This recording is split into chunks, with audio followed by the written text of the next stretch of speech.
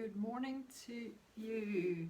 I've been speaking a lot over this past while about pressure and how when we are in a time of pressure, we see our worst, but we can also see the best that God has put inside of us being put to work.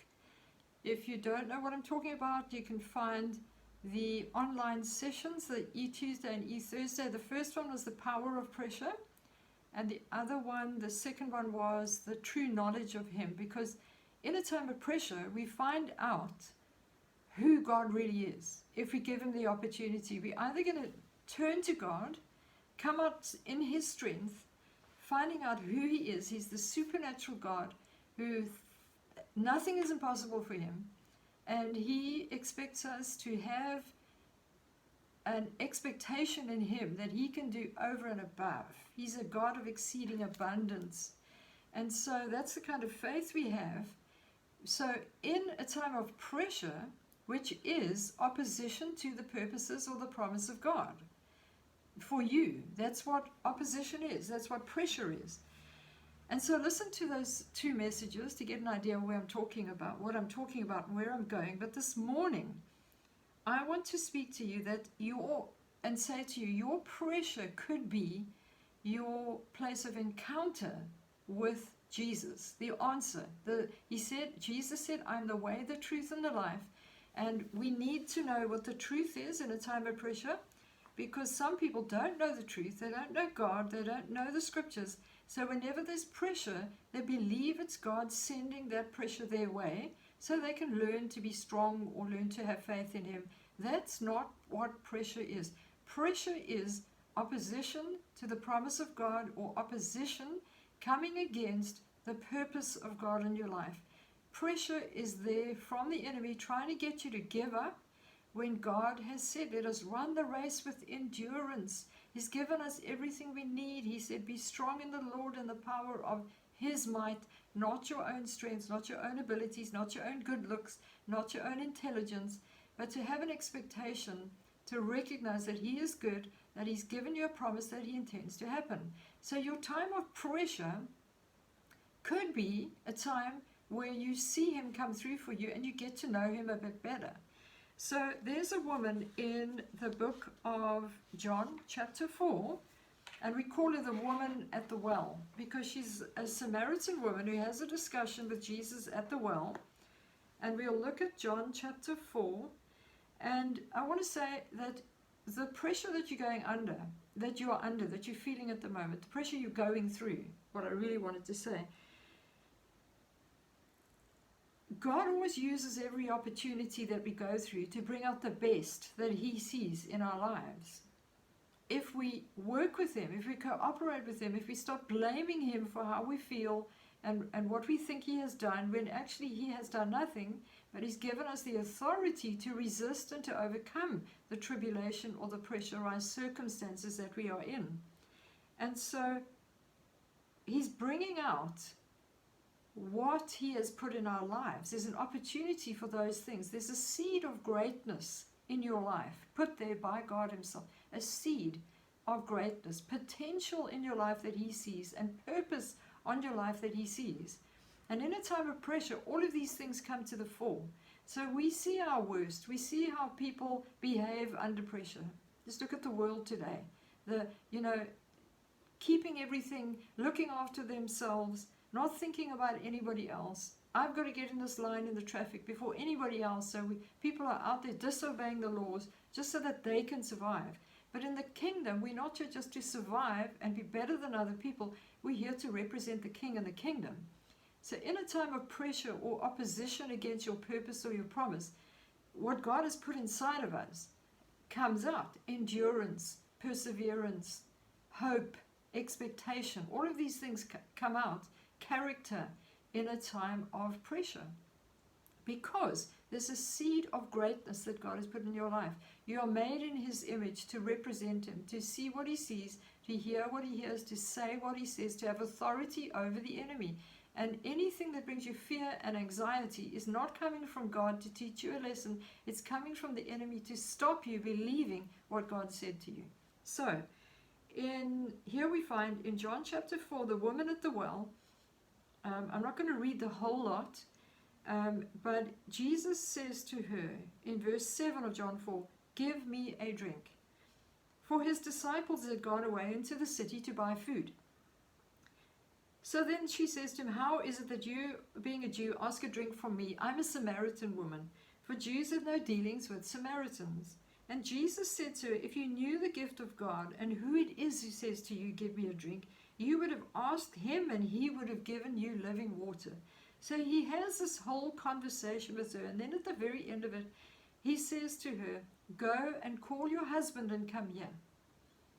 So the woman said to her, verse 17, "I have no husband." Jesus said to her, "You have well said, 'I have no husband,' for you have had 5 husbands, and the one whom you now have is not your husband. In that you spoke truly." The woman said to him, "Sir, I perceive that you are a prophet."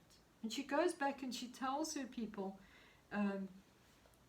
after having a longer conversation, she goes back and she tells the people that she knew, "Come see a man who told me all things that I ever did. Could this be the Christ?" Now, he didn't tell her everything that she did. He told her everything that he knew was not right. For her, can you just imagine this woman, because she had 5 husbands, and she was now living with man number 6.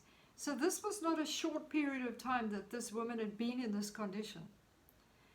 This probably would have happened over years. So this woman was living, just think about her life. I like to do this when I read scriptures, that I think about the background to why this woman would have had 5 husbands and was now living with number 6, and the emotional baggage that this woman would have been carrying around, which would have caused some pressure in her life, meaning disappointment, anxiety about her future. What was man number 6 going to turn out to be? Everything about her life just speaks about someone who's been hurt emotionally, maybe rejected, insecure about herself. And here was a man who was willing to talk to her and have a conversation, and on top of it, he was a Jew. Jesus didn't tell her what she had done wrong to remind her of what he saw she had done wrong. He didn't tell her to remind her, he told her to remove the condemnation, to remove the pressure she had been living under for years. And so this woman probably didn't get together with a whole lot of other women. That's why she was alone at the well. Normally the woman would go in groups to the well, and they'd sit there, you know what women do, sit and chat about their lives and have a nice time, but she was alone, collecting water at the well. He didn't point out her faults to make her feel condemned. He pointed out her faults to remove the condemnation from her, to open her eyes to see that there's a God who knows everything about her and still accepts her for who she is. Of course, things had to change, but he accepts her for who she is.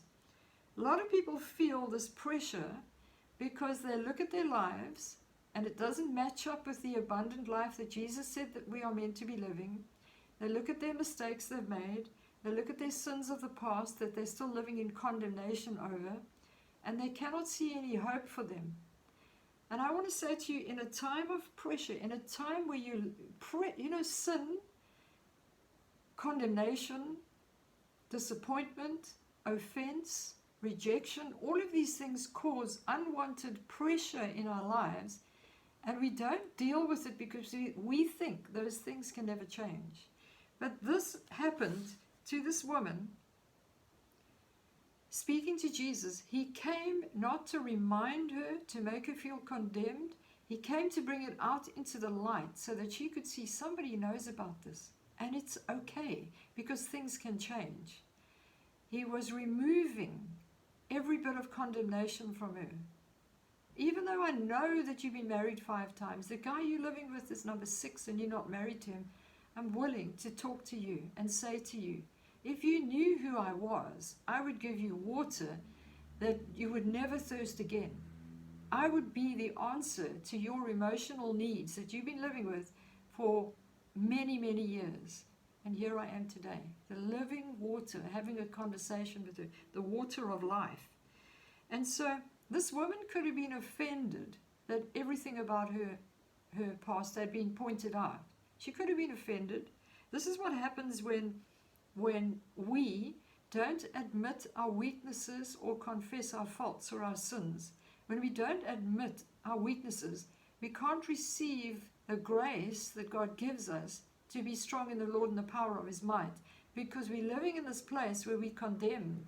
We haven't forgiven ourselves, we haven't forgiven other people, so we can't believe that God would forgive us. And so this woman at the well had this encounter with Jesus where He didn't come, He came to remove her condemnation, not to remind her of it. He came to restore her dignity, not to remind her of how she had lost her dignity, because this woman probably felt she had no dignity. She couldn't spend time with all the other women because she only had the horrible stories to tell of how some man had rejected her, and then another one came along and she was rejected again. And she was still going through the cycle of rejection, and she couldn't have had high esteem for herself. And Jesus came along and just by saying what He saw, He restored her to a place of, wow, somebody sees me, somebody knows me. So in your time of pressure,